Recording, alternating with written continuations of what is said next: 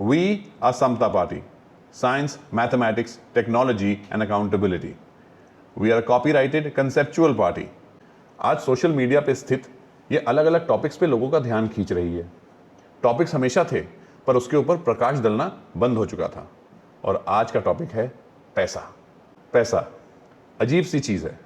ना हो तो बहुत चाहिए, ज़्यादा हो तो लोग गलत धारणा बना लेते हैं, और ठीक ठीक हो तो जीने खाने के लिए ही काफ़ी है, आपको कोई पूछता नहीं। मंदिर या मस्जिद के ट्रस्ट में हो तो पवित्र और पाक है, और अगर बिजनेसमैन के बैंक अकाउंट में हो तो चोरी का ही होगा। ये कैसी चीज़ है जो जगह बदलते ही अपना अस्तित्व भी बदल लेती है। हमारे देश के वेल्दिएस्ट लोगों को हम चोर बोलने में एक सेकंड नहीं लगाते, लेकिन इलॉन मस्क और मार्क ज़करबर्ग को उनका देश सेलिब्रेट करता है। माई name is Ruchir Raj and I am the founder of SMTA Samata party. और आज मैं आपसे कुछ कहना चाहता हूँ। हम सबको पैसा कमाना चाहिए। हर इंसान के मन ही मन में ये गोल तो है, लेकिन इसको मेहनत करके पूरा करना चाहिए, बिना शर्माए, बिना किसी गिल्ट के। ये हमारा हक है, क्योंकि आखिर में यही काम आता है। जब नहीं होता है ना, तो कोई देने नहीं आता। My request, please read about us, see who we are, what we plan, give us 5 minutes of your life, and maybe your support will make this country into the सोने की चिड़िया we always claimed we were.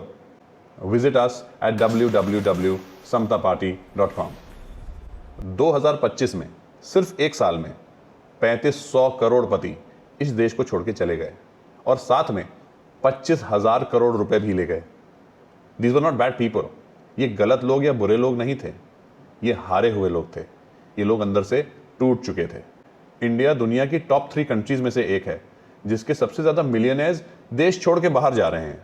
हमें इस list में नहीं होना चाहिए, पर क्यों जा रहे हैं ये लोग? इंडिया की 75 साल की पॉलिटिक्स ने मनी को एनिमी बना दिया है, और इस एक झूठ ने हमको बहुत पीछे कर दिया है। सोचो, कोई भी एंटरप्रेन्योर जब इस देश में सक्सीड करता है तो इसको इस देश के लोगों से क्या मिलता है? सस्पिशियस नेबर्स, जेलस रिलेटिव्स, और पॉलिटिशियंस जो उसको अमीर बोल के विलन करार कर देते हैं।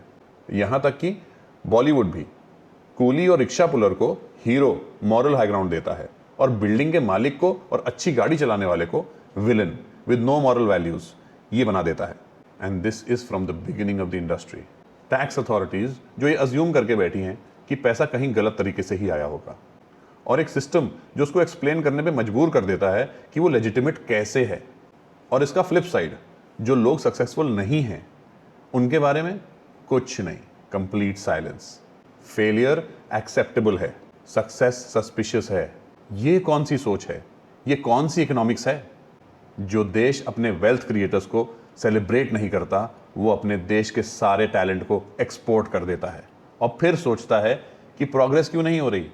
एक सर्वे किया गया 150 वेल्दिएस्ट इंडियंस, और उनसे पूछा गया तो निकला कि 22% of them are thinking of moving out of this country. Reasons: high taxes, policy uncertainty, complex rules. और एक और ऐसी चीज़ है जो सर्वे में नहीं आती है लेकिन सच है, इस देश में सक्सीड करना सोशली अनकंफर्टेबल हो चुका है। UAE में कोई इनकम टैक्स नहीं है। सिंगापुर में बिजनेस रजिस्ट्रेशन 2 दिन में हो जाता है। वहाँ लोग आके आपसे पूछते हैं, you have the talent, how can we help you succeed? और ये टैलेंटेड लोग तुरंत चले जाते हैं, और अपने साथ ले जाते हैं capital, jobs, tax revenue, innovation, और वो नेक्स्ट जनरेशन ऑफ बिजनेस जो इस देश में होना चाहिए था लेकिन अब दुबई में होगा। The fact remains that 3500 millionaires have exited this country in 2025 alone. Less than 7% Indians pay income tax, और 63% of that amount is also people who have zero tax liability. इसका मतलब पूरे देश का भार सिर्फ 2.5% पॉपुलेशन उठा रही है, और ये 2.5% लोग इंडिया के वेल्थ क्रिएटर्स हैं, और इन्हें हम ट्रीट कैसे करते हैं? एक विलन की तरह। इंडिया का स्टार्टअप इकोसिस्टम दुनिया में 3रे नंबर पर है, सिर्फ US और चाइना के बाद। ये रिमार्केबल है। ये इंडिया की इंजीन्यूइटी का प्रूफ है। ये इंडिया की वो यंग पॉपुलेशन है जो एक प्रॉब्लम को देख रहे हैं और उसको सॉल्व करने के एक्टिव सोल्यूशंस ढूंढ रहे हैं। पर अब ये भी सुनो, इंडिया में जो यूनिकॉर्न्स बने हैं, मतलब 10,000 करोड़ की वैल्यू से ऊपर की कंपनीज, उसमें से काफ़ी के फाउंडर्स तो NRI हैं। इंडिया उनका प्राइमरी मार्केट है ही नहीं। उनमें से काफियों ने तो अपना हेडक्वार्टर्स इंडिया के बाहर ऑलरेडी शिफ्ट कर दिया है। पर क्यों? एक फाउंडर ने अनोनिमसली एक इंटरव्यू में कहा था, और ये ब्रॉडली डॉक्यूमेंटेड है, इंडिया में सक्सेस दिखाना अनकंफर्टेबल है। अगर तुम्हारा ऑफिस अच्छा है, तुम्हारी गाड़ी अच्छी है, तो लोग अज्यूम करके बैठे हैं कि कुछ गलत जरूर हुआ होगा, और गवर्नमेंट अज्यूम करती है कि कुछ तो छुपाया होगा। दूसरे स्टार्टअप्स अज्यूम करते हैं कि तुम लकी थे, मेहनती नहीं। पर ये तीनों सवाल दुबई में नहीं पूछे जाते, इसलिए वो अब दुबई में है। उसकी कंपनी के 200 एम्प्लॉयज़ हैं, 3 प्रोडक्ट्स हैं, और वो 40 कंट्रीज़ में सेल होते हैं। अब सोचो, उसके वहाँ जाने से इंडिया में टैक्स नहीं आया, जॉब्स नहीं आई, इनोवेशन चला गया, क्योंकि इंडिया ने उसे कंफर्टेबल फील नहीं कराया, सक्सेसफुल होने के बाद भी। अब यूएसए की बात करते हैं, नंबर्स से। अमेरिका ने फोर्ब्स की रिचेस्ट लिस्ट निकाली, सेलिब्रेशंस हुए, हर साल होते हैं, एक नेशनल कॉन्वर्सेशन बनता है। लोगों को एग्जैक्टली पता है कि इलॉन मस्क की नेटवर्थ क्या है, जैसे उनको ये पता है कि उनके नेबर की सैलरी क्या है। क्योंकि अमेरिका ने यह डिसाइड किया कि वेल्थ क्रिएशन एक नेशनल अचीवमेंट है, छुपाने की चीज़ नहीं। और उसका नतीजा देखो, इलॉन मस्क अगर एक कंट्री होता, एक अकेला आदमी, तो वो 22nd रिचेस्ट कंट्री होता आउट ऑफ 200। यूएसए की जीडीपी 28 ट्रिलियन और इंडिया की ओनली 4 ट्रिलियन। और इस बात पे ध्यान दो, आपके पास अमेरिका से 5 गुना ज़्यादा पॉपुलेशन है, खिलाने के लिए, पालने के लिए। दोनों डेमोक्रेसीज, दोनों लार्ज नेशंस, दोनों के पास एक सिग्निफिकेंट यंग टैलेंट पूल। सिर्फ एक फ़र्क, अमेरिका अपने वेल्थ क्रिएटर्स को हीरो मानता है और इंडिया विलन। यहाँ आता है SMTA का rule number 5, money is not the enemy. ये एक इकोनॉमिक पॉलिसी है, एक मॉरल पॉलिसी नहीं। लीगली अर्नड वेल्थ हम सेलिब्रेट करेंगे, पब्लिकली, प्राउडली।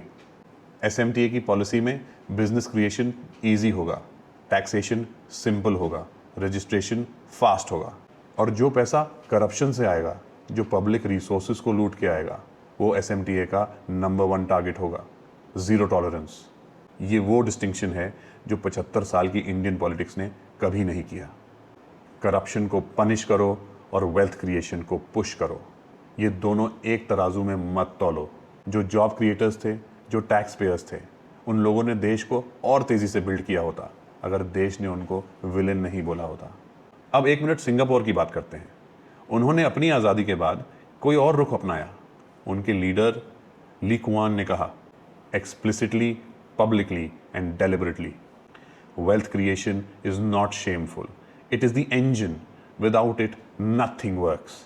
सिंगापुर ने अपने एंटरप्रेन्योर्स को सेलिब्रेट किया, फैसिलिटेट किया, टैक्सेशन को सिंपल रखा, लीगल सिस्टम को एयर टाइट रखा, बिजनेस एनवायरनमेंट दुनिया का बेस्ट रखा, और नतीजा, दिल्ली से भी छोटा देश है वो। और क्या कहूँ, आज सिंगापुर का पर कैपिटा इनकम यूएसए से भी ज़्यादा है। एक एवरेज पर्सन की इनकम मंथली 5.5 लाख रुपए से भी ज़्यादा है। एक ऐसा आइलैंड जिनके पास कुछ नहीं था, लेकिन फिलॉसफी क्लियर थी, wealth creation is equal to national asset. India के पास 140 करोड़ लोग हैं, हिस्ट्री है, नेचुरल रिसोर्सेज हैं, दुनिया की सबसे अच्छी, सबसे बड़ी यंग पॉपुलेशन है, और फिर भी हम अपने वेल्थ क्रिएटर्स को इतना बुरा फील कराते हैं। समता का रूल नंबर 5 बहुत सिंपल है, पैसा दुश्मन नहीं है, पैसा एक औजार है। सही हाथ में, सही नीयत से, सही सिस्टम में ये पॉवर्टी को ख़त्म करता है, ये स्कूल्स बनाता है, ये हॉस्पिटल्स चलाता है, ये इंफ्रास्ट्रक्चर देता है, and jobs, the answer to everything else, jobs create करता है। समता वेल्थ क्रिएशन को सेलिब्रेट करेगा हमेशा। पैसा दुश्मन नहीं है, करप्शन दुश्मन है। ये डिस्टिंक्शन जो इंडियन पॉलिटिक्स में कभी नहीं थी, SMTA की कोर इकोनॉमिक फिलॉसफी है। पैसा न्यूट्रल है, नीयत मैटर करती है। एंड रिजल्ट यही है कि 3500 लोग ये देश छोड़ के गए, अगले साल और जाएंगे। जब तक इंडिया अपने वेल्थ क्रिएटर्स को एनिमी मानता रहेगा, तब तक ये नंबर्स बढ़ते रहेंगे। SMTA वो सोच बदलना चाहता है, बिकॉज देश के पास अब उतना वक्त नहीं है। We simply do not have the luxury of time. Please remember, India is forever. Jai Hind, Jai Bharat.